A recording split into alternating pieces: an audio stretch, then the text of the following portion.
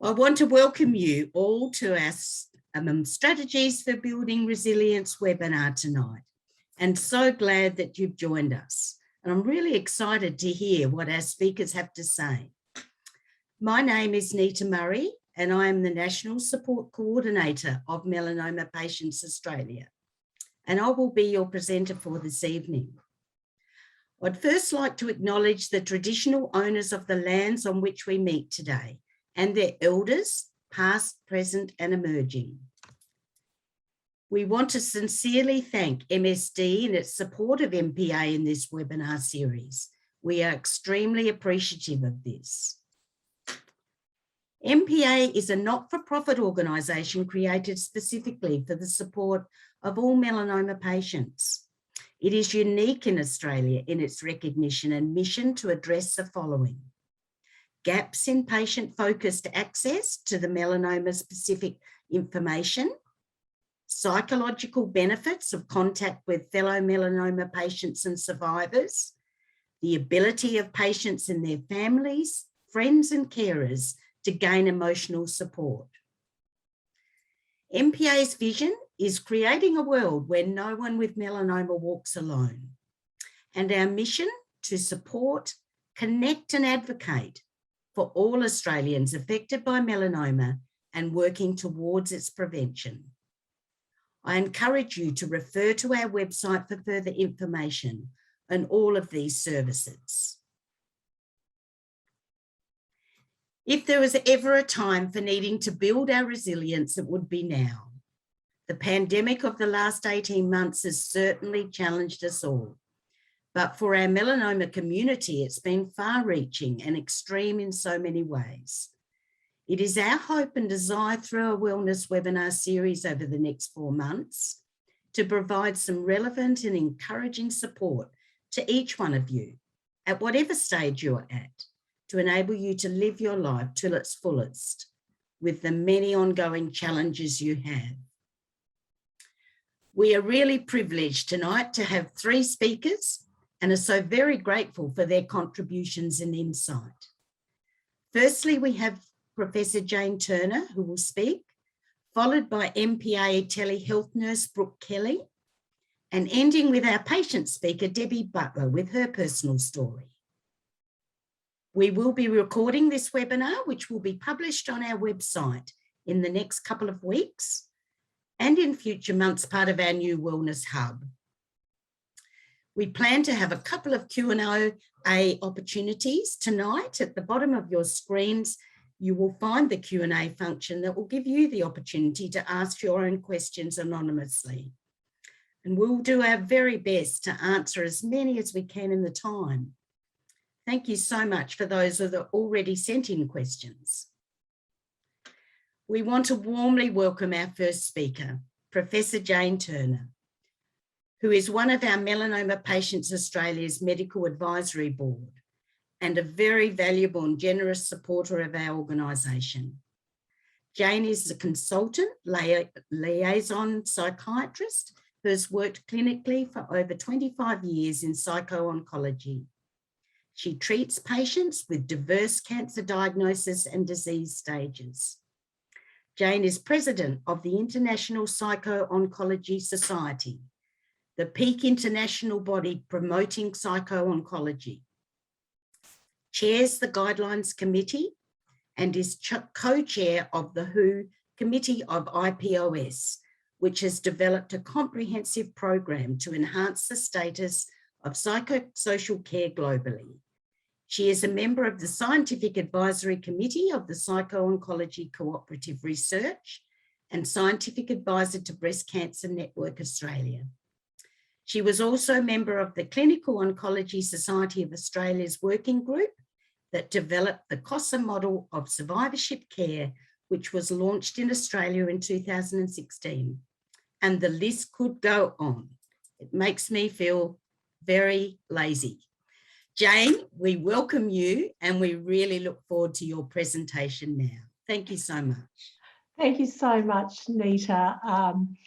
It's a wonderful opportunity to be with you now. And my sharing screen is not, here we go. So look, thank you so much. And I'm delighted to be with you tonight to talk about building resilience. And when Nita asked me to talk about this, I thought, oh, really, what can I say? This is all so complicated. And then I had a bit of an idea. And I thought, well, okay, let's just talk about the difficulties that people have when they're facing cancer, the new normal, if you like, after the diagnosis of melanoma. And so, you know, a few of the questions have actually said, is this normal to actually feel that there's a challenge to your whole world? And of course it is. The diagnosis of melanoma makes you reflect on your priorities and values and goals. You don't have the same autonomy that you used to. There's changes in family and social roles, and of course, concern about the future. But in thinking about how we promote resilience, I thought I'd take a slightly different tack from what you might be expecting. So this is a view of the Himalayas. And this is the view you see as you are flying into Bhutan. Bhutan is a tiny Himalayan kingdom. It's bordered on 3 sides by India and the other side by Tibet. It has a population of about 780,000, although they haven't had a census for many, many years. And the airport at Paro is rated one of the 10 most dangerous airports in the world. Bhutan is a very spiritual country. The predominant religion is Buddhism. People take their national dress very seriously, and wherever you go, you see prayer wheels. And many of you may be familiar with Tiger's Nest, which is 10,000 feet above sea level. And it's a sort of a day climb to get up there and back. Just beautiful. The other thing you may have heard of, though, is Bhutan is famous for having developed a metric of well-being, and that is gross national happiness. Now, this is a poor country, quite a poor country. People are still carrying their straw on their back. Rice fields abound and people are harvesting that by hand. But the metric of gross national happiness is really saying everything that is done in this country must be done for the good of the community. It's not just about money. And so I really want to draw on some of those issues defined in that gross national happiness as I talk about the ways you can be well and build resilience after having had melanoma.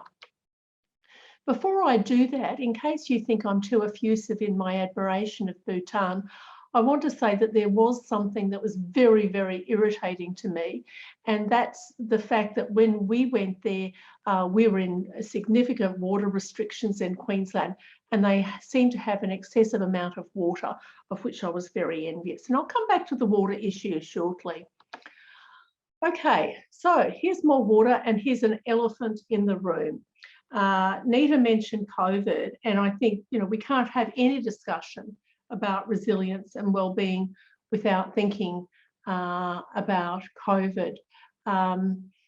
Actually, interestingly, this photo was taken in Africa, and this presumed mother elephant was able to communicate to her offspring in a way that made me laugh. There were some younger elephants, presumably adolescents, in the stream behind her who were frolicking and really not keeping up with the rest of the troop. And this mother elephant turned around and looked at the younger ones, and I could tell, you know, she was about to say, "Don't make me come back there." It was just wonderful. So COVID has actually been very problematic, and for those of you who are in Sydney, my heart goes out to you. We've talked about cocooning. We've talked about the positive things that come out of COVID. And I think part of the issue with cocooning, the tiny rooms, going to Bunnings, doing stuff, is about trying to protect ourselves from unpredictability. And so there are a lot of parallels between COVID, the unpredictability, not being able to control that, and a melanoma diagnosis where you do the best you can, you try to be safe and you try to make meaning, but you may feel as though you've got limited tools to do that. Now, some of the ways people have done that during COVID have been things like hygge, which comes from a Danish word meaning to give courage, comfort, and joy. And we have these romanticized pictures of being, in our homes and, having cups of coffee sitting by the fire. But even in Queensland, where we've come out of lockdown, there are over 12,000 people in quarantine. And I note today that 3 families have had a new diagnosis of COVID in a member, and so they now have to start another 14 days of quarantine. So although this looks very cosy, the reality might be quite different. And I really want to cut to the chase here. The critical issue with COVID, with restrictions, with lockdowns, is the disconnection from the people we love and the disconnection from those true physical comforts. On the left-hand side of the screen, there's a picture that is based on Harlow's experiments. So Harlow did experiments, some of you may be familiar with this, and he did experiments to really talk about attachment and the importance of touch. So in these experiments, Harlow had a wire monkey. So this was the monkey that was sort of rigid, but it could administer milk to the monkey, to the baby monkey. And the cloth monkey was soft and cuddly, but didn't have milk provided for the baby. And so what Harlow demonstrated very clearly was that the babies really craved that physical touch. The babies would actually go to that wire monkey, get the food they wanted, and then immediately go back and spend all their time with the cloth monkey, the comforting monkey. And I think that for us has been a huge issue as we've faced COVID. I teach in a medical program, and I certainly struggled last year with teaching, but I didn't think we'd still be in this same situation now. And I think the uncertainty about what you can do and how we're powerless to be able to control a lot of this is very distressing. So you can't control a lot of things. What can you control? And I mentioned the gross national happiness metric and some of the things that they talk about. So let's talk about what you can control with your health. So Cancer Council has some excellent resources. Because you've been treated for melanoma, you may not identify that they apply to you, but I absolutely assure you that these sorts of guides are very, very helpful for all people who've had a diagnosis of any sort of malignancy. So this resource covers information about relationships, about mood, about memory and diet. And I know that there was a question about healthy diet. We need to really, to maintain optimal health, have 7 serves of vegetables and 5 of fruit a day. That is a huge amount of dietary fibre to take in. But this gives practical information. It talks about side effects and communication. So just getting information about how you can be well after cancer is an important strategy that you can use to build your own resilience. Another important source of information is finding out about so-called integrated therapies or alternative therapies. Many of the patients that I see use non-prescribed treatments, and some are very enthusiastic adherents to these, some people less so. One of the things that people tell me a lot is that when they've been diagnosed with melanoma, or in fact any cancer, that they will be the recipient of often unsolicited advice from other people. You should do this, you should do that, you should do the other thing. And one of the things that comes up frequently is advice about alternative therapies or complementary therapies. So one of the ways you can maximise your health is having an evidence-based approach. You can download this app. It comes from Memorial Sloan Kettering Cancer Centre, which is the biggest cancer hospital in the world. And this gives you information about, and I've got the example there, turmeric. So it gives you information about how it might interact with chemotherapy or immunotherapy uses and benefits. So I'm saying that you can actually improve your health, your resilience and well-being by getting good information. Another way you can improve your well-being is through exercise. COSA is the Clinical Oncology Society of Australia, and it's the peak body that represents health professionals and researchers involved in cancer care in Australia. And COSA has very strong links with government in terms of policy. And there was a question that came through about exercise and what's important and what's the standard.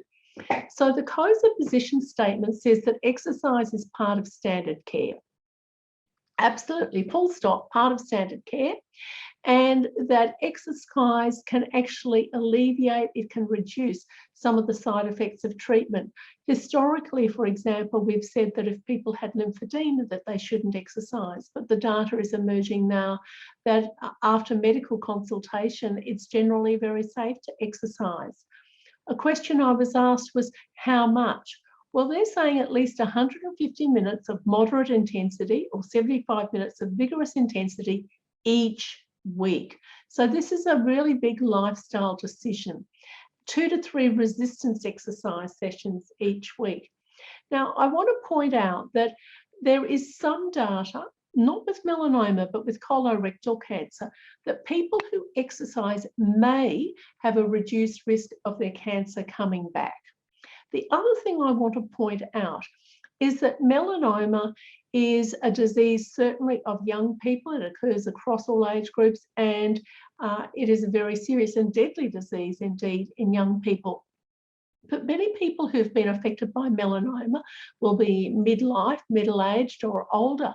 And as we get older, we often lose our bone density. We're at increased risk of cardiovascular disease.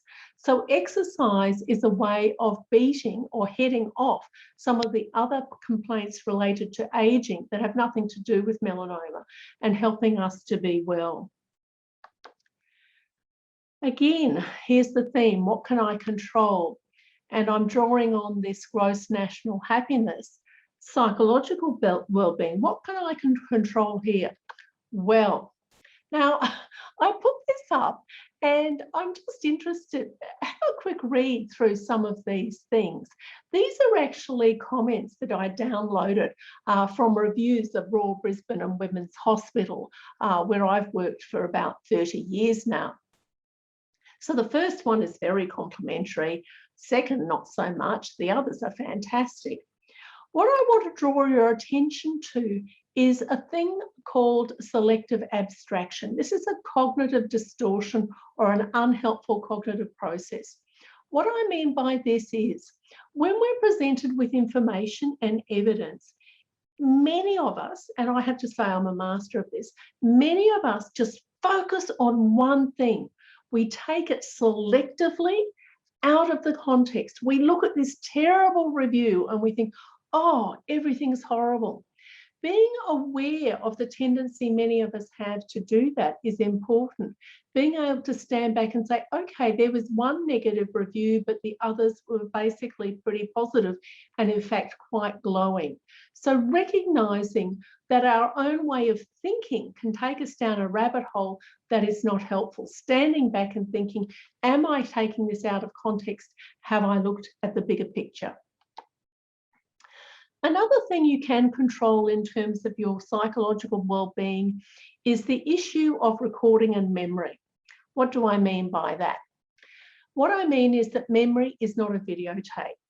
If you talk to your siblings about a Christmas when you were 5 or 6 or some other function, family get together, and you ask about great Aunt Nellie, who was a bit whiskery and crabby, you know, people will have various stories about how she behaved or what she said.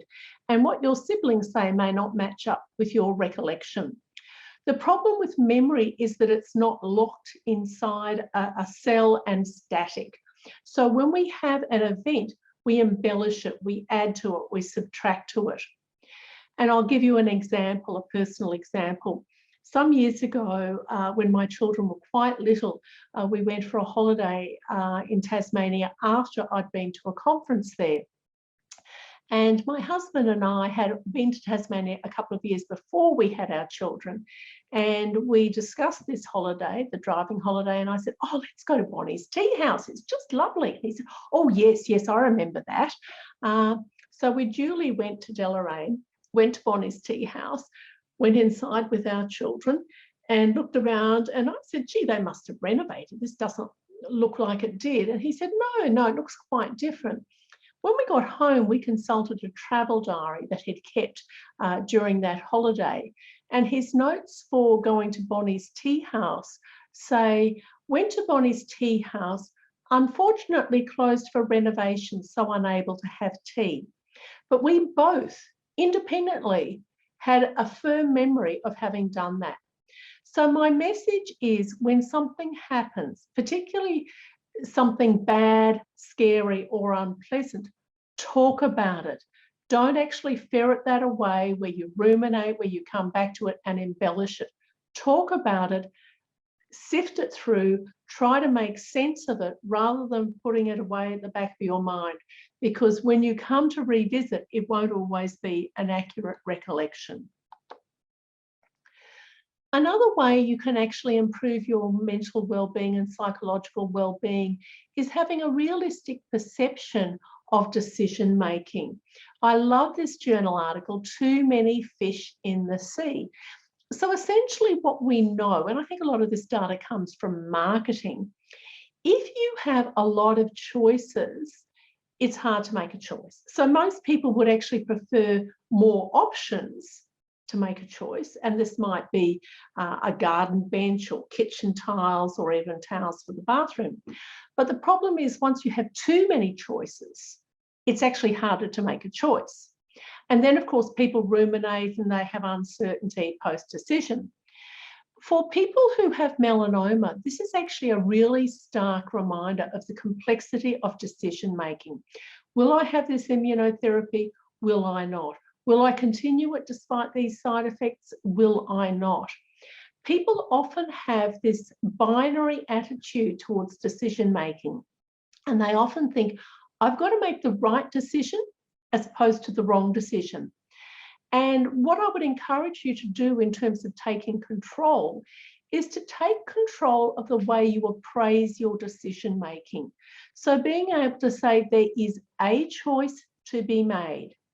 I will make a choice, and it may not be that it's the choice I want to make, but it will be less awful than the others. So I choose B, not because B is right or perfect, but because it is less awful than A or C. So allowing yourself permission to not make a perfect choice, because often there may not be one. Another technique you can use for your psychological well-being is detached mindfulness. Most of us are used to thinking about something, and of course time isn't your friend when you're in lockdown or in quarantine, and we have a thought and we almost unconsciously focus on that thought and sort of can go down the rabbit hole. In detached mindfulness, we actually focus our attention on the thought, but recognize that we have control over where that goes. I'll give you an example. You wake up one morning and there's a red car outside your house. Do you get into the red car and go for a drive? Well, it's not yours. Do you wash it? Do you take it and fill it with petrol? No, it's not yours. The car's there, but you don't have anything to do with it. And you can actually have that same approach to your thoughts. You can say, just because the thought is there, it doesn't mean I have to do anything with it. In the same way, if you were waiting for a bus and a bus arrived to take you to a suburb that's the opposite direction from where you want to go, you don't get in that bus just because it's there. You wait until something is appropriate for you. And I also want to talk about self-reflection. I think and this goes to the heart of the earlier question about looking at your life after a diagnosis.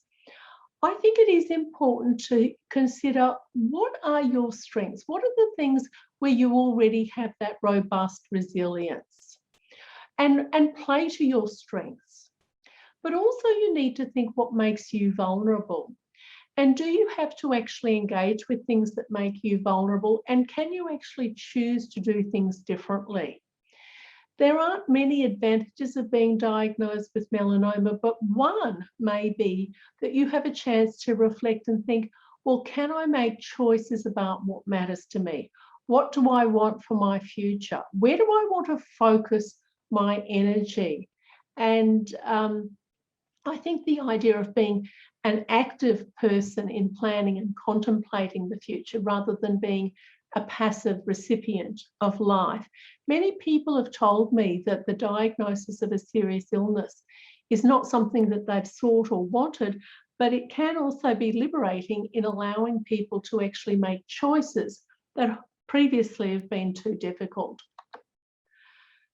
So the issue is the mind the gap. And if you look at this slide, one of the things that I think is important is how much we can control our appraisal. So if we look at this slide, this actually comes from an article about chronic pain. So if we look at the bottom left-hand corner and we actually look at the axis going up, that's increasing outcome, and here's increasing effort. So essentially, if we think about physical activity, usually the harder you work, the better you do. You work harder, you get more fit, you achieve more and more and more. But if we look at the bottom part of this slide, if you like, this mountain, for a person who's got pain or physical disability, they push themselves harder and harder, and then they may actually have a decline in their function, a decline in their ability to do things because of disease, limitations, etc.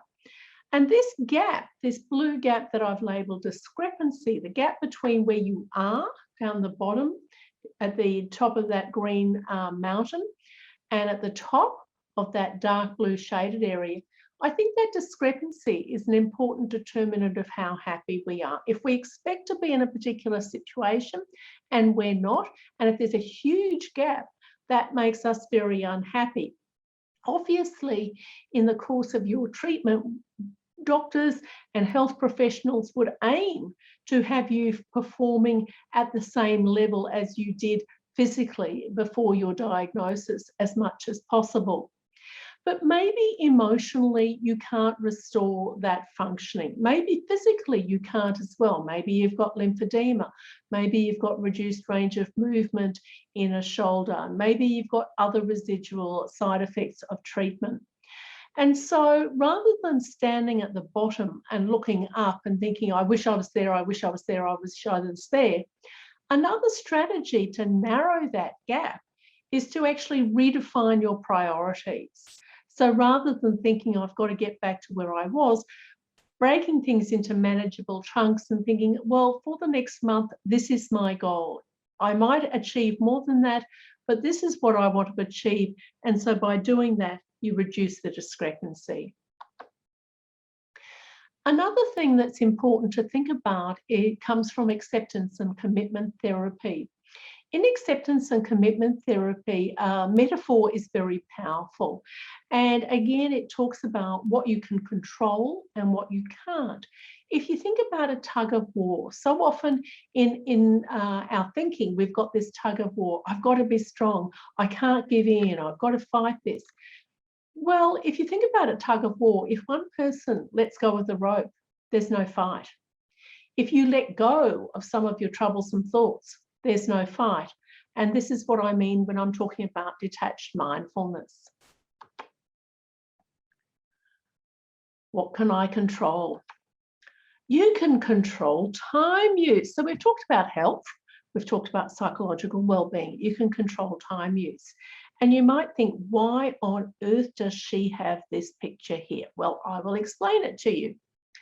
So if you are a tradie, so you're a tradie and you've set up a new business, you don't have a lot of money, you don't have a staff who can answer calls for you. Say you're a sparky and you're doing stuff, and I don't know anything about being a sparky, but you know, it seems like pretty complicated skills stuff to me, and it seems that you wouldn't want to interrupt things halfway through because you know you could injure yourself or start a fire. So this tradie, this mythical tradie, who seems pretty happy with himself, gets a phone call. He doesn't have a receptionist, he doesn't have anyone else at home to mind the business. Gets a phone call, he's doing complicated stuff. Well, he's not going to stop what he's doing to take that call, because otherwise he's not getting things done and he's not getting paid. So he lets it go through to voicemail. and he checks the voicemail at the end of the day. So worry postponement is exactly that technique. The worrying thought comes into your head, oh, I've got a scan next week. I don't know how I'll cope. Worry, worry, worry, worry, worry. Rather than try to push it away or feeling guilty or worrying all day, you actually say, I've nabbed that thought. It's the equivalent of the voicemail. I'll put it away and I'll come back to it later. So setting aside 20 or 30 minutes, at least 2 hours before bedtime, allowing yourself to worry, worry, worry. Patients sometimes say, but I won't be able to stop worrying. And I say it's a bit like a toddler having a tantrum. They cry themselves out eventually. And many patients I've had have said that that has just been so helpful. They're not pretending the worries aren't there, but they're choosing to use a small amount of time to do an intensive worry rather than diffusing that out over the whole day. Now, I mentioned the water in Bhutan, of which I was desperately envious. And I want to actually mention a little personal epiphany that I had, and it's to do with water. So a couple of years ago, I was pretty busy and I was out of town, I think every weekend for 3 weekends giving talks. And I got up onto this platform and I thought, do you know, I have not changed my sheets in 3 weeks. This is disgusting. And then I had this, as I say, epiphany, and we were having drought restrictions, water restrictions at the time. And so I sort of thought, well, I suppose it's not that bad. Anyway, I got onto the podium and I looked at all these people. I thought, no one knows. No one knows that I have not changed my sheets in several weeks. And then I started to think about it. And I thought, well, who says how often I have to change them? People change their sheets maybe once a week, once a fortnight. Who makes those rules?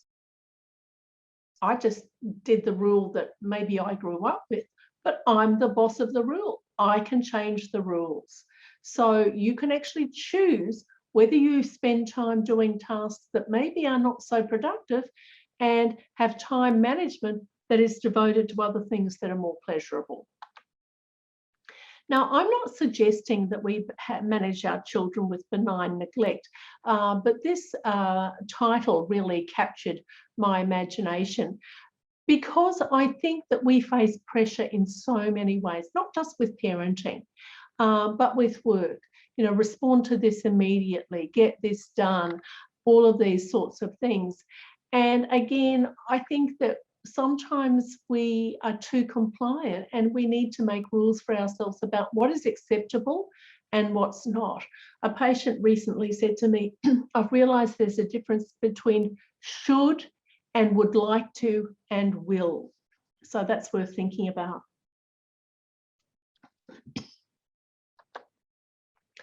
Now I'm coming back to psychological well-being. And the reason for that is if you ask a psychiatrist to talk, you've got to really accept what's coming to you because you will have some discussion about this. And the issue is about anxiety and depression. And having scans, having tests, going back to see your doctor is really stressful.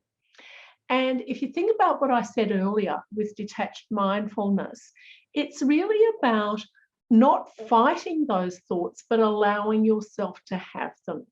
Paradoxically, the more you try to push things away, often the more intense they are. It's like that rope. You're trying to push away or pull, and you're engaged with it. If you actually say to yourself, I know that I will be really stressed for those few days before my scan, and that's okay, it actually, in a funny way, reduces the stress. So be kind to yourself. I find it really helpful to think, what would you say to a friend? Would you say to a friend, oh, pull yourself together and get over it? No, you would not. Why can't you say to yourself the way you would say to a friend, this is really, really tough? So giving yourself permission to be anxious reduces the burden.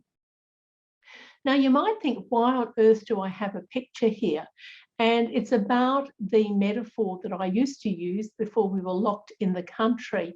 And I would sometimes say to people, have you ever been overseas? You know, have you ever been on that excruciating 24-hour flight to London in economy, which is the only way I've ever been to London. And, you know, you have the first few hours and you think, oh, this is okay, I can do it. And then, you know, you hit about a third of the way, you think, oh my goodness, I don't know that I can bear this.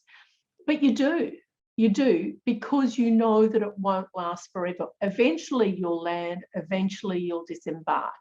And once you actually say to people that sort of example, people get it. People get it and they can say, well, this is something that I just have to endure for this period of time, and then the anxiety will abate. In terms of fear of recurrence, we've done a very successful study looking at an intervention for fear of cancer recurrence. And there has been quite a bit of work. This group in Canada have talked about how you would rate that. Essentially, what we know is that fear of cancer recurrence is almost universal. It's probably fairly severe for maybe 10% of people. And and it really depends on how disabled the person is and how much it affects their life. If you're saying your rating would be 45 or more, well, I think it's worthwhile talking to a health professional about that. And certainly the interventions that we looked at in our Conquer Fear study were things that drew on what I've already talked about, things like detached mindfulness, breaking things into manageable chunks, some acceptance and commitment therapy, reflecting on values and goals, and those sorts of things. I think the questions to ask are not just the number, but how often does this impact on my life? Does it impact on relationships? Am I asking for extra scans? Am I trying to see my doctor more frequently because I'm anxious? Or conversely, am I avoiding things because I'm anxious? And if that's the case, I think it is worthwhile to talk to your health professional. The intervention we delivered is using what we call third wave therapies, the metacognitive approaches, and any clinical psychologist in the community has the skills to be able to provide those sorts of treatments. So you can see your GP and get a mental health care plan to get up to 10 subsidised sessions to see a psychologist to work on that.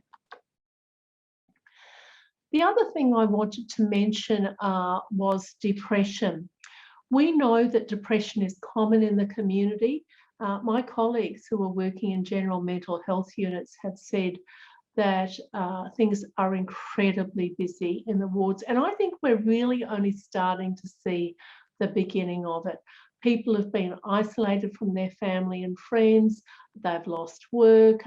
Businesses have folded. And it's actually incredibly hard, apparently, to get an appointment to see a psychiatrist privately at the moment. Everyone is very, very busy. And so I think we will see more of this, but I think independently of COVID, anyone who has a serious illness has an increased risk of developing depression. The path to that is complicated. We know that if you've got a family history of depression, you're at increased risk of becoming depressed. If you've been depressed before, you've got about a 50% chance of becoming depressed. The issue about depression is that a lot of people over-understand it. They say, well, of course I feel terrible. I've got stage 3 melanoma. I don't know what to do about treatment. I'm having trouble working. Of course I feel like this. And there's that sense of, well, there's nothing that can be done about it. But I actually see depression as an illness, which is typically very responsive to treatment. So if you're feeling sad most days, and if you can't enjoy things like you used to, if things are a bother, and particularly if you feel negative about the future, if you're thinking, I don't know that things will ever feel better, that is really, really important. If you're wanting to avoid people, I ask patients, does this feel like you? And people who are depressed will often say, no, this does not feel like me. Normally I could just pull myself out of it, but I can't seem to do it. So I guess, where do you fit on the line? And if you're closer to that very, very sad person rather than the happy person, I encourage you to talk to your GP about that. Depression is very common, but it is on a spectrum. And so mild to moderate depression will respond very well to things that like what we call behavioural activation, actually having a structured plan to improve the things that give you pleasure, attention to diet, sleep hygiene, physical activity. Cognitive behaviour therapy is an established technique that can be provided by a psychologist in the community. And again, you can access that through a mental health care plan. For more severe depression, antidepressant medication may be required, and I'm happy to take questions about that.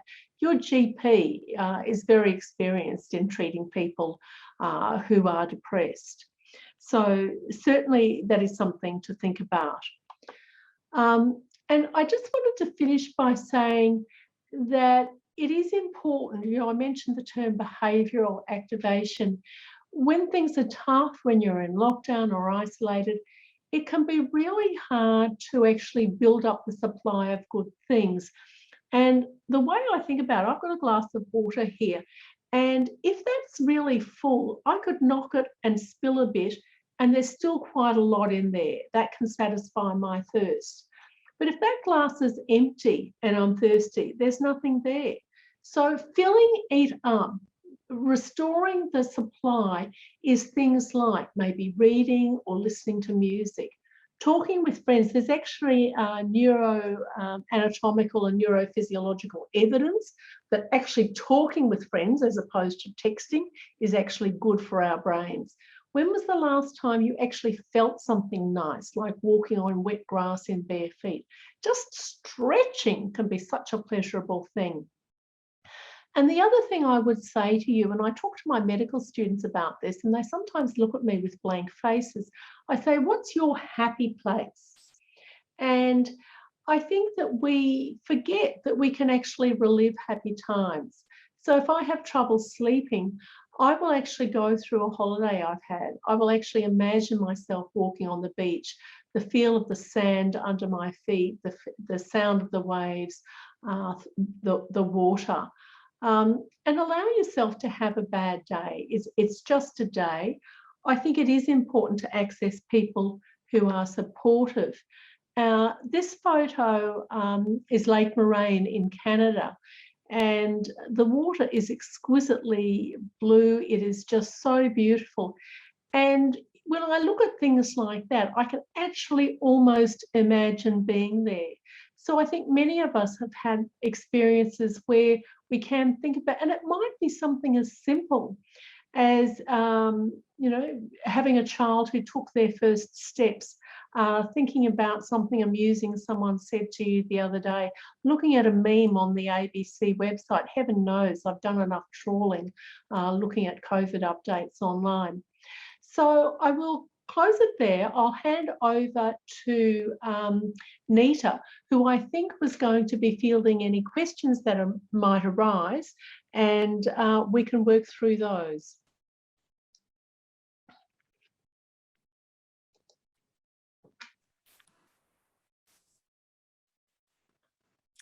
Thank you so much, Jane, for that. That was just so good and so insightful, and so many really practical strategies for us to think about. So what we'll do now is we'll move into a Q&A time.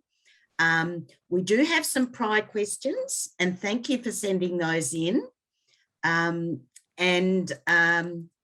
We'll endeavour to answer as many as we can, but we are running a little bit late, so we probably won't be able to get to all of them. And there are some that we will endeavour to answer in our following webinars that we're doing on diet, exercise, and some other issues. We also have a couple of questions relating to treatment and medical issues, which we will be addressing at a later date. So we will start, and we do have one question that's come in tonight that I will get Jane to consider, and then we'll move on to some others we've had beforehand. Mm-hmm. The question comes, I am a stage 4 diagnosis, diagnosed in April I've had a brain operation and 2 double doses of immunotherapy. I feel better now than 10 years ago, and I'm struggling to understand the diagnosis given for how I'm feeling. Is this odd? Absolutely not. This is not odd. The majority of the patients I treat have advanced disease. And I think that people who've never faced a serious illness look at a situation, we call it a disability paradox. So people look at someone who's had a disability or an amputation or something or a colostomy and they say, oh, I could never cope with that. I could never cope with that. But the reality, people do. People do cope with that. And I see many people who've got advanced disease who actually say, look, there are things I draw out of myself. And that's what I was trying to say before about the strengths part of it. I think in medicine in particular, and doctors are guilty of this, we focus on deficits, we focus on illness and disability, but it's actually a matter of saying, well, what is it that gives me pleasure? Maybe being able to live each day as it comes, maybe actually letting go of some of the stuff that isn't really important or helpful in your life. So I don't find that odd one little bit. I think what is also important is feeling that you've had the best possible care. One of the questions that was asked earlier was about trust in the medical system. And people sometimes feel that there's been a delayed diagnosis or that they haven't had a good communication experience. And unfortunately, that does sometimes happen. I think it's really important to check and get word of mouth. You know, if I bought an item from a shop, well, actually recently, I bought some face masks and from a big supplier, and they were appalling. As soon as I put them on, they sort of broke and fell off. Well, I didn't look at the face masks and think, oh dear, that's a pity, that's too bad, I'm stuck with them. I took them back and I said, I'd like a refund, please. These are quite inferior. And I'm not saying that we should ask our doctors for refunds, but what I am saying is that we should be good consumers of health services. And I think it also works 2 ways. I think that we should be clear about what we need and what we expect, and be upfront about asking questions. I think the evidence is that doctors will often wait for patients to actually raise particularly emotional issues, and they assume if something's important, the patient will raise it. But in fact, that is not the case, and patients are then waiting for the doctor. So I guess my answer is be a good consumer, and if things have been really, really troublesome, try to talk to your doctor, and if things aren't working out, get word of mouth and find someone else. Oh, thank you, Jane. Another question, when treatment ceases, surgery is done and you're in surveillance mode, is it normal to question your purpose in life or to feel like a new me? Absolutely. And this is where sometimes people struggle, because often people around you will somehow think, oh, back to business as usual, and you're not who you were before. I think, and I mean no disrespect to my medical peers, but I think it is easy to look at symptoms and residual side effects of treatment that aren't life-threatening and downplay how important they are and how much they affect people's quality of life. And I keep talking about not good as new. You're not good as new, you are different. And often people in the environment don't understand that. They expect you to be the way you were before. And the example, the way I explain it, it's like you've paid to join a very exclusive club. So you're a member of the I Have Had Melanoma Club. Other people aren't members. Now, the issue there, though, is if they're not going to be members and they don't get it, do you slam the door and say, well, I'm in this club and I'll only associate with people who get it? Or do you give them associate membership and say, these are the rules. This is what would be helpful for me. This is what would matter to me. People who haven't been there and done that don't get it. They can't.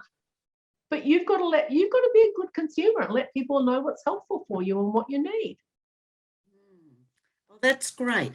And we also had a couple of questions on coping, the best way to deal with survivor guilt.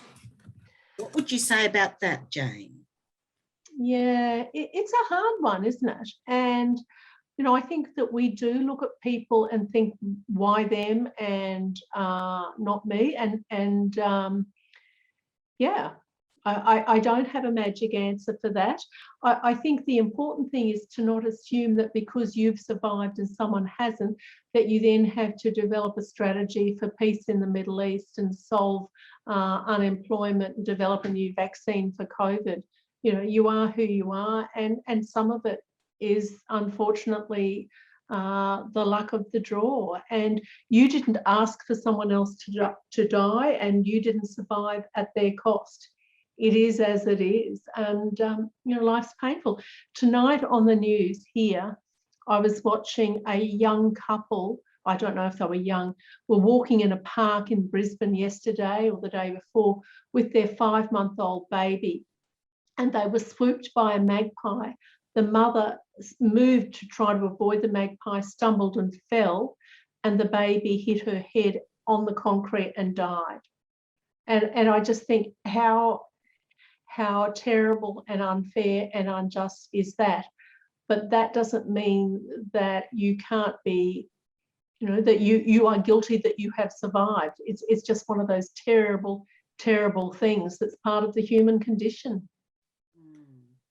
Okay, look, thank you, Jane. We really appreciate your valuable time, which I know is very valuable, and really appreciate all that you've shared with us tonight. Thank you so much. Thank you for inviting me. Enjoy the rest of the meeting. Thank you. I would now like to introduce Brooke Kelly, MPA's telehealth nurse, who will talk about her role with us and provide some really vital information on the support available to those who would require it. It's been such a pleasure welcoming Brooke to our team, and her work with clients has been really invaluable in the support area. So thank you, Brooke. We look forward to what you have to say. Hi everybody, and thank you, Nita, for that wonderful introduction. And I would like to thank Jane again for her fantastic and informative speech tonight.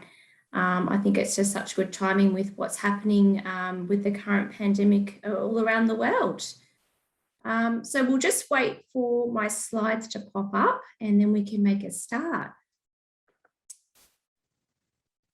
Beautiful. So my name is Brooke, as Nita introduced you to, and I am Melanoma Patients Australia, their new telehealth melanoma nurse. So I'd like to just introduce you all to me and just give a bit of a background, first of all, before we get into everything.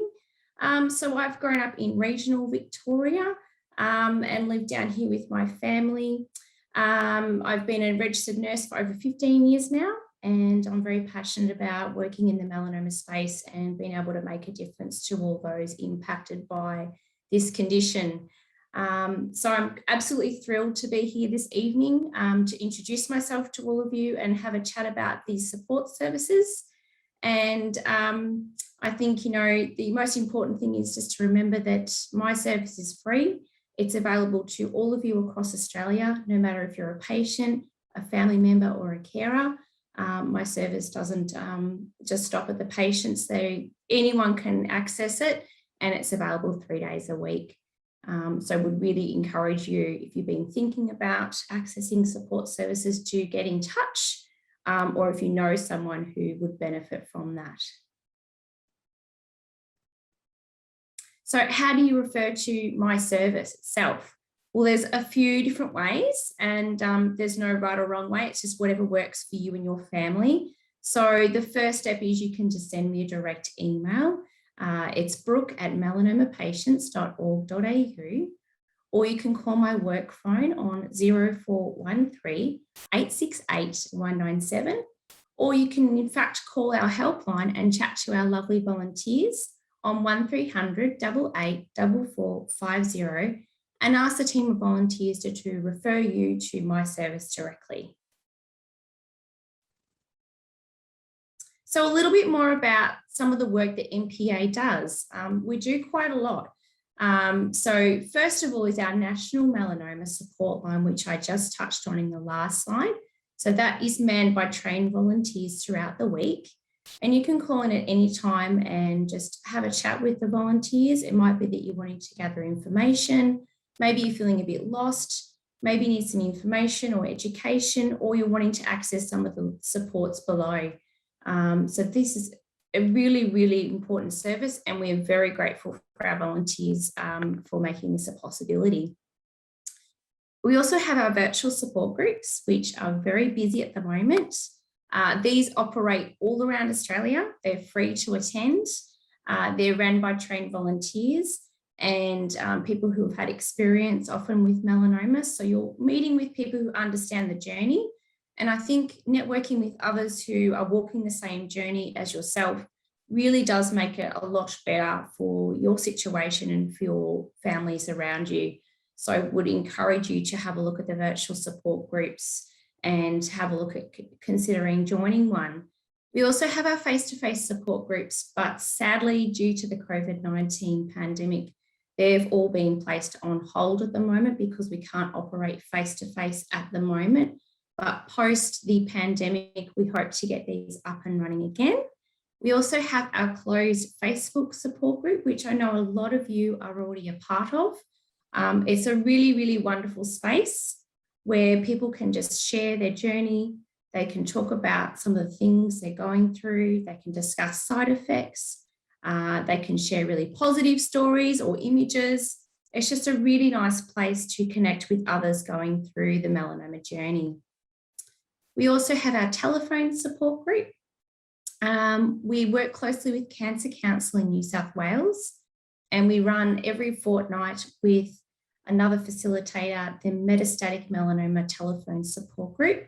That's also a free service to join and is a really lovely space to just network with other people on a regular basis, share your current update, talk about some of the stresses, talk about some positive experiences, and just be there for one another.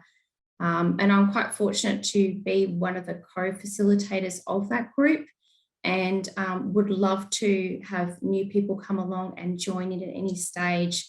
So that's another wonderful aspect that we provide. We've also got our carer support. So carers can connect with one another on many different levels at MPA.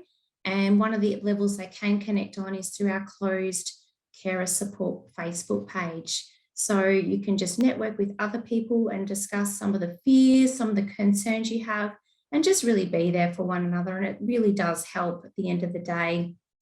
And then we obviously have our patient information forums, so running webinars such as this, and we'll continue to do things that are relevant and that patients and family members are requesting in the melanoma space.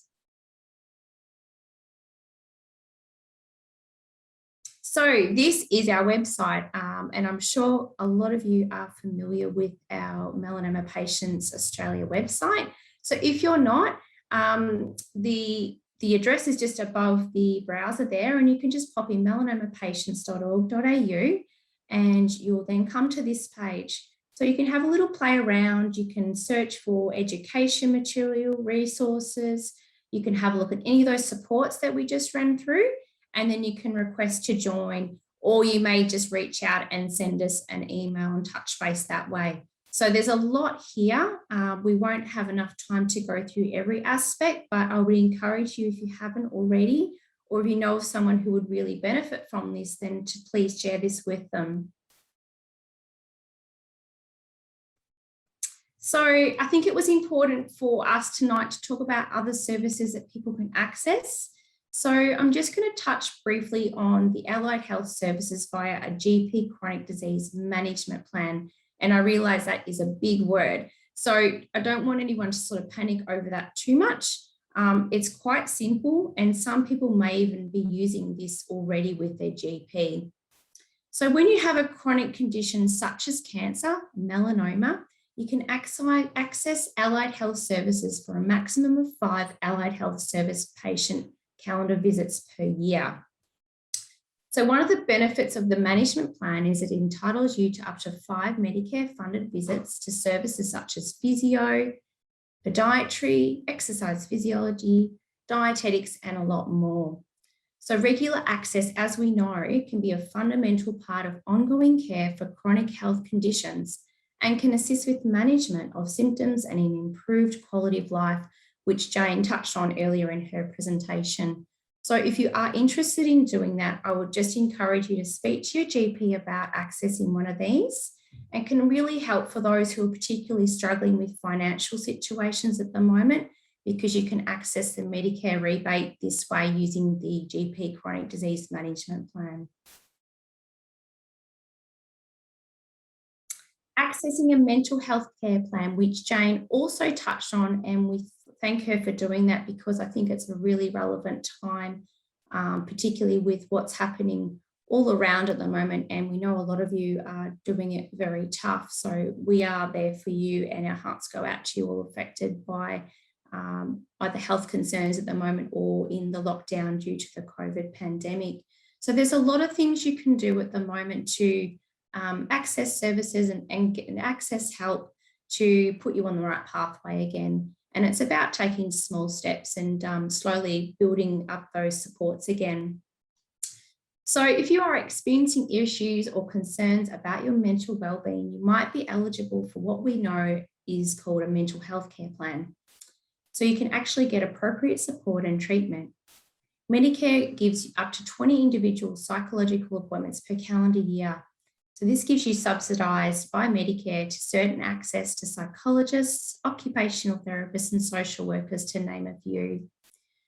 So the main point with this is, I guess, just to let you know that if you are feeling that your mental health is really struggling at the moment and you're just not feeling you're coping, and you may have been on the Beyond Blue website, for example, and done a quick screen check for yourself just to see if you are at risk of depression and anxiety at the moment, or maybe you've just picked up on some comments that close ones by you are saying that, you know, they might be expressing their concern about how well you're coping, and maybe you're showing some of those signs that Jane mentioned earlier in the last slide about depression. Then it might be really good timing to get in with your GP and just have a chat about the mental health care plan and just see where the conversation goes. And you may be surprised by the connections you can make with a psychologist and some of those strategies that you put in place, noticing then your health get a lot better.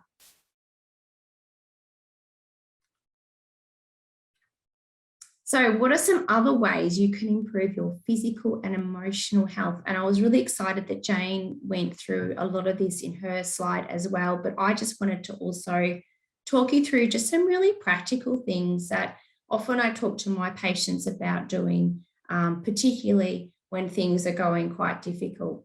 So we do understand that at the moment with the COVID-19 pandemic that many people all around Australia and around the world are in lockdown at the moment. And this has greatly increased anxiety and stress, particularly when you've already got a melanoma diagnosis or you're caring for someone who has melanoma. It's incredibly difficult. So we're aware at the moment that some of the wait lists to see psychologists and other health professionals are very long, and we are here for you. We understand that's very, very frustrating, but due to the pandemic, obviously the demand for these services have gone up quite significantly. So it's just a matter of working through things slowly and you know, checking in if you are waiting for that referral to go through, that it's still getting into that next phase of getting closer to seeing that specialist. We're doing the best that we can anyhow, and I think it's important that people have a look at some other alternative things if they're not able to access services straight away, or maybe they're not interested in doing that just right now. Here are some really good things that I put together today. Jane touched on one of these things earlier, and the importance of practicing self-care. So what are those things that bring you pleasure each day? And it varies obviously for everybody. So what I like to do to relax and bring me pleasure might be completely different to the person sitting next door to me in their home. And that's okay, there's no right or wrong. So for some of us, it might be going for a daily walk in nature. It might be sitting outside and reading a book in the sunlight, obviously with your sun protection on. It may be enjoying a weekly bubble bath by yourself with some relaxation music. It obviously doesn't have to be the same thing, but so long as it brings you some happiness and makes you feel a sense of pleasure, it's really worth participating in that as often as you can. Practicing mindfulness and meditation. This is proving to be a really popular thing amongst a lot of patients and carers that I support, and bringing them lots of benefits. You don't have to be an expert in this. You can just start from scratch. There's some really good resources that can walk you through on Cancer Council's website, so you can learn how to do these things from home. Writing in a journal, participating in online exercise classes. There's so much out there at the moment, and COVID's really given us so many things we can access with variety. You can do yoga classes to Pilates to boxing classes. It's all out there, so it's just at our fingertips. Join a support group, such as some of the ones that I've talked about tonight, and connect with others. Connecting with friends and family, that is such a big, important thing. And we feel a sense of happiness and pleasure when we get off the phone after talking to our family and our friends, and taking up new hobbies, or maybe restarting ones that you forgot about or that have been put on the back burner. So all these things can make a big difference. We don't expect you to do all of them. It might just be picking one to start with and just gradually building on that. So for further information, I put together a list, and obviously I realised that it's hard to write this down, so you can reach out to us following the webinar if you would like a copy of my slides, and I can send you this information directly. But we will be recording this, so you will be able to access this post the webinar also. But some really good information here that you can access on all the topics I've covered so far in my presentation.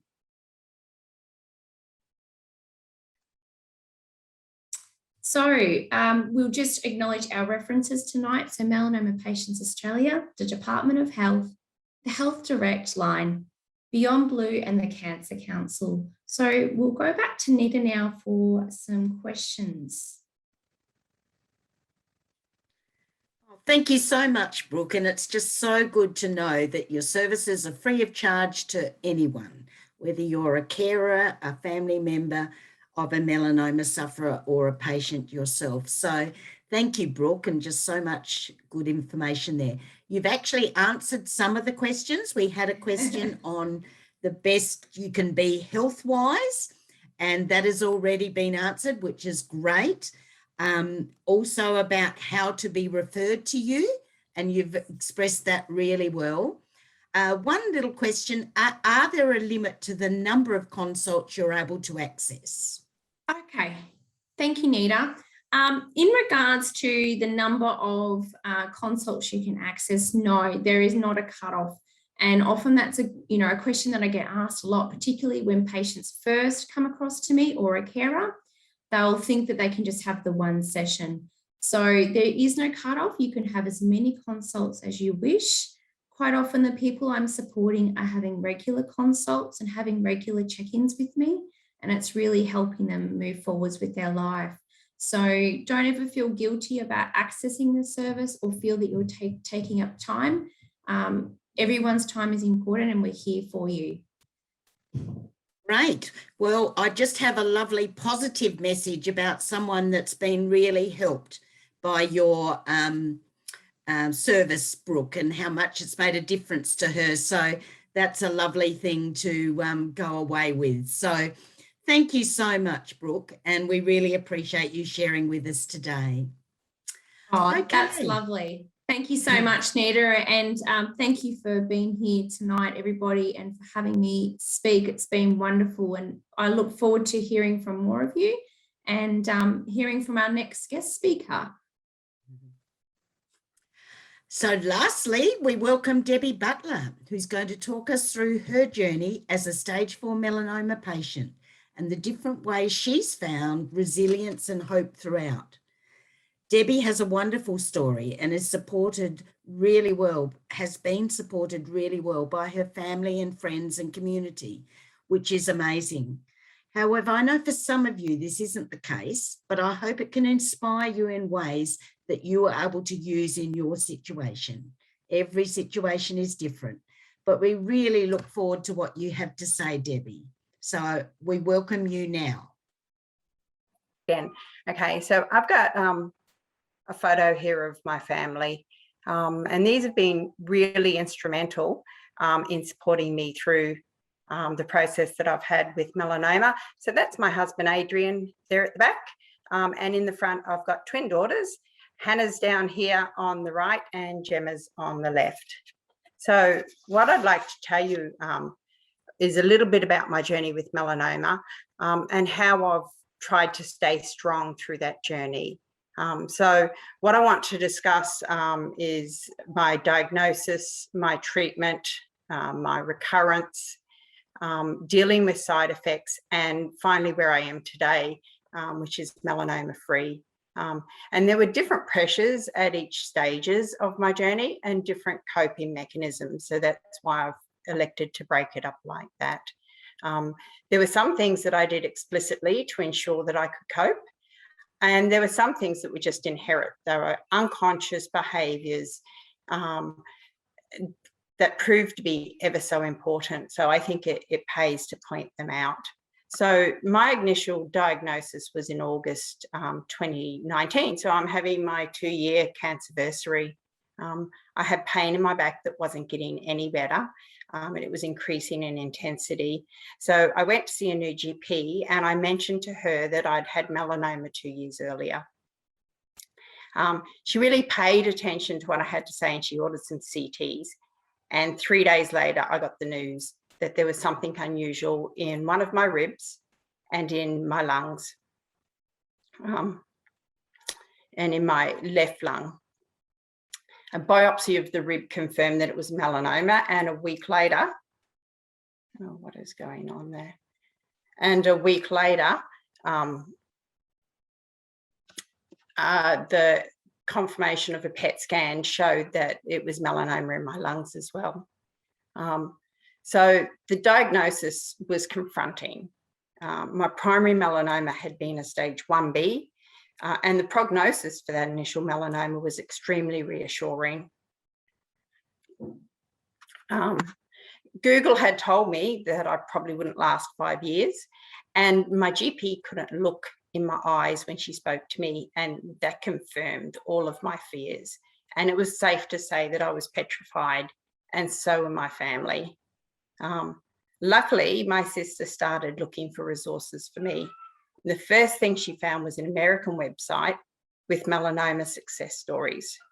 She sent me the link, I think the day after I got, well, before I got my diagnosis, the day I was getting my biopsy. And it helped a little bit, but it didn't stop the tears. And I was still imagining, you know, my children growing up without a family. Luckily, my sister started, but a very kind radiologist did my biopsy, and he told me that targeted therapy or immunotherapy would save my life. He mentioned the number of melanoma patients he saw recovering each month. He gave me what every cancer patient wants most. He gave me hope, and it went a long way to settling my fears. I could consider recovery. I was still nervous when I went to my first oncology appointment, but I no longer felt it was hopeless. That feeling of hopelessness leads to depression, as we saw Jane Turner mention. And I felt I'd avoided that. You know, I had a bit more knowledge about treatment, and I had my hope. I'm going to mention our local melanoma patient groups here. I think it's really important to see people who've recovered from melanoma. I didn't join the meeting at this stage, join the meetings at this stage of my journey, but I wish I had, and that's why I'm mentioning it. I encourage other people to connect with their local groups as early as possible. Nothing gave me more hope than talking to someone who had had my treatment and recovered. He was sitting there talking, other end of the Zoom meeting. So in September 2019, I started treatment. And there were some things that were really important for me with treatment. I needed to be active in my treatment. I needed to access the right medical team, and I needed to expand my knowledge. So I met with my oncologist and my cancer coordinator nurse at that very first appointment. And within a week, I commenced sessions with an exercise physiologist and an oncology psychologist. Now, the exercise physiologist helped me because there were some things that I couldn't do because I had cancer in my bones. I knew that I needed to be cautious, and I needed someone to be able to support and guide me through that and to encourage me along. My psychologist gave me a forum to air my fears, and those fears were leaving my children without a mother and my husband without a wife. I also got advice about how to help my girls deal with my disease, which was really important. And most importantly for me, she taught me how to be mindful. She taught me how to meditate, and she asked me to keep a gratitude diary. So she slowly turned my focus from the things that I was upset about to the things that I was happy about. The nervousness that I felt walking into the cancer centre changed. Now, when I walked into the cancer centre, I felt protected. I followed advice from a Cancer Council booklet that was given to me by my coordinator nurse, and I advised my girls' school of my disease. Now, accepting help from friends, family, charities, my office, the school, that was all new to me. I didn't do it intentionally. To be honest, I thought I was just ticking a box on a pamphlet. I wasn't feeling like I needed help.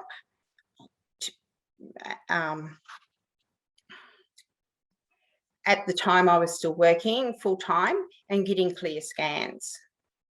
But it meant that everyone was ready to pitch in when and if things went pear-shaped.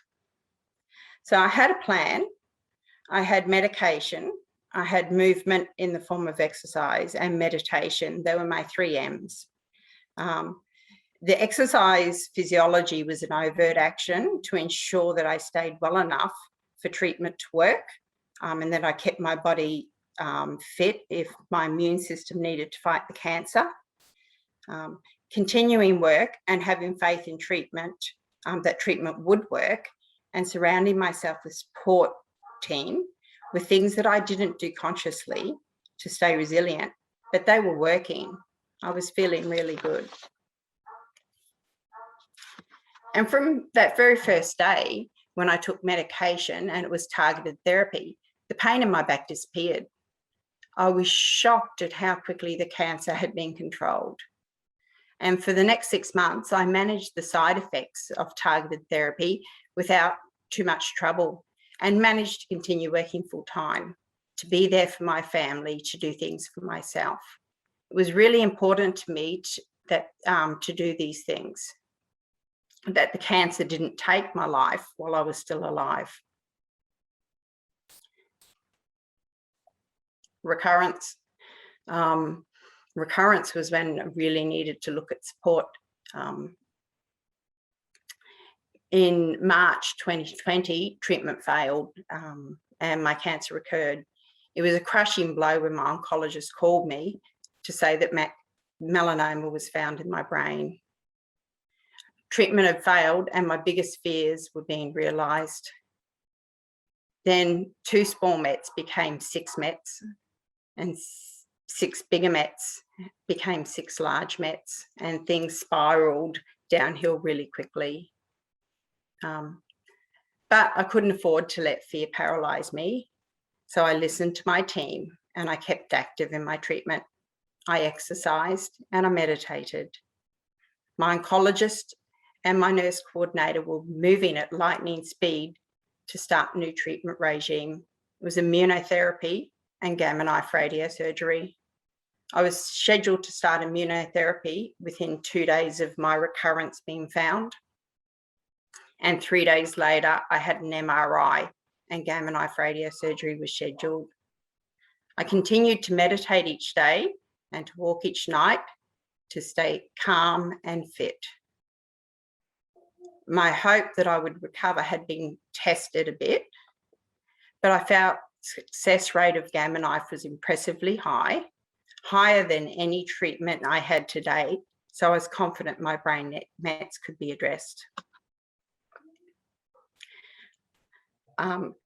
We went along with immunotherapy. In May 2020, side effects hit. Okay. May 2020 started out miserable. I lost consciousness and crashed through the shower. I crawled to my bedroom and I called my cancer nurse. I was admitted to hospital and started a rough period with side effects. I had adrenal failure, thyroiditis, cognitive decline from a bleed on the brain, neuropathy in my fingers, and rheumatoid arthritis. And they all struck within a few weeks of each other. It was the height of COVID, so I wasn't visiting the hospital. I was considered too vulnerable. My psychologist called me weekly, and I cried to her for half an hour each week. My nurse called each week to check how I was going, and my oncologist called me twice a week. So I knew I was in great hands, but the prognosis at this stage was uncertain. I couldn't do much exercise, but I kept up the mindfulness. Every night, 10 minutes before bed, I would meditate.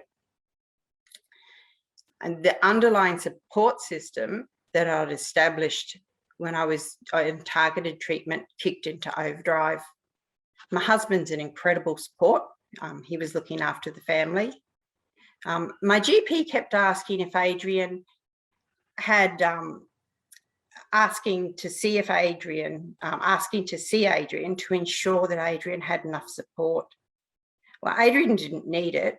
I think he was in a bit of denial. But I think how hard it is on our loved ones, and it is something that is really important to remember when you start your journey. And we would encourage you to get support for your support people. The school, my girls' school, started to tutor my daughter after school because at that stage I couldn't read from the bleed on my brain. They also watched my daughters after school if my husband worked late, or they drove them to school in the morning if my husband started work early. And my friends took me to lunch each week to get me out of the house. When I couldn't get to the shops because I couldn't drive, they bought winter clothes for my girls and brought them home for me. My neighbour cooked meals for me. One of the school mums that I've never met and still haven't met dropped off a couple of $100 of Uber Eat vouchers for me, you know, so that we didn't have to cook if Adrian was tired.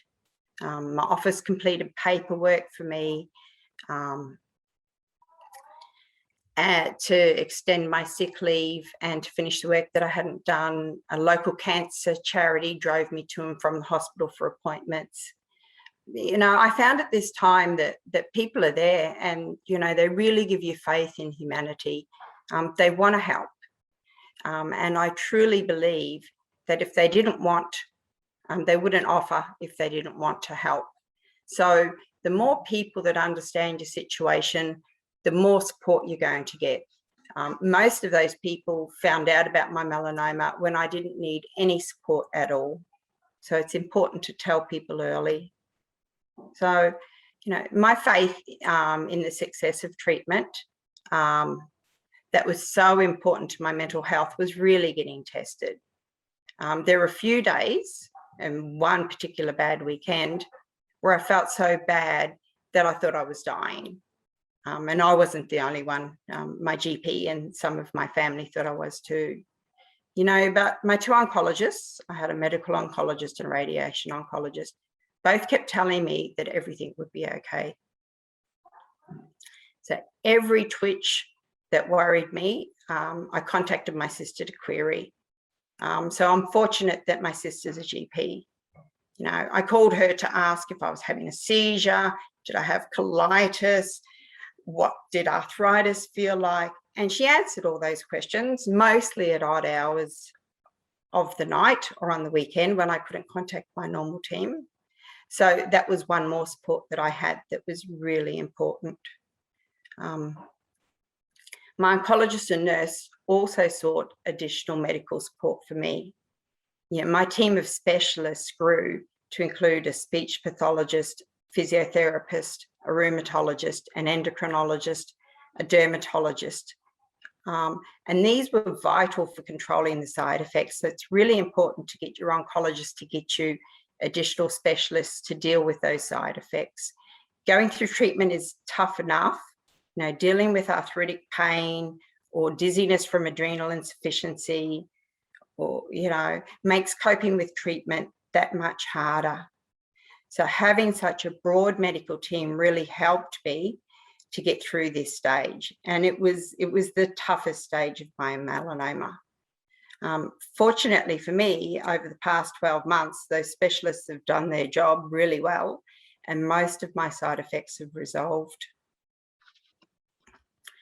The other thing that happened when I started immunotherapy that I think is really important to mention was that another member from the Melanoma Patients Australia Facebook page reached out. We were both starting treatment, ipilimumab and nivolumab, in the same week. We chat on Messenger regularly. And I think it's really invaluable to have someone who is going through the same thing as you're going through. They can understand in a way that no one else can. That was really important for me. And I encourage everybody to try and find someone at the same stage. So in June 2020, the first scan came. It was a couple of months after everything went bad. The first clear scan came through for me. So it wasn't long after the brain mets came, and it wasn't long after the side effects. But I was claiming back my life. Okay. Slowly, my side effects have been resolved, and my specialists have started to discharge me from their care. Less time in medical appointments and less medical issues to deal with has meant I could finally go back to work.